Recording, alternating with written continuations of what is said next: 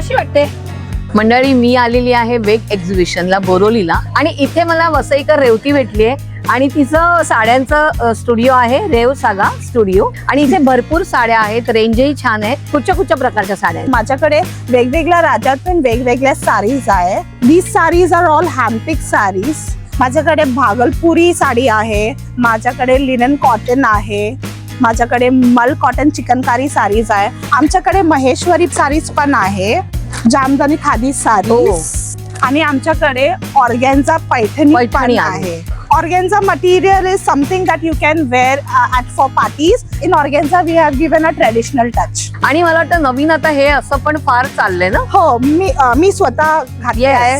Baby pink. पण हे linen material आहे? कॉटन जिनी कॉटन साडीज. अच्छा, मस्त. खूप सॉफ्ट आहे, समर साठी परफेक्ट आहे. माझे शॉप आहे वसईला माणिकपूर फ्लिपिंग बर्गरच्या बाजूला. जरा प्रेक्षकांना आपली रेंज सांग बघू. माझ्या साड्यांच्या प्राइस रेंज स्टार्ट होते 1000 टू मॅक्सिमम 6500.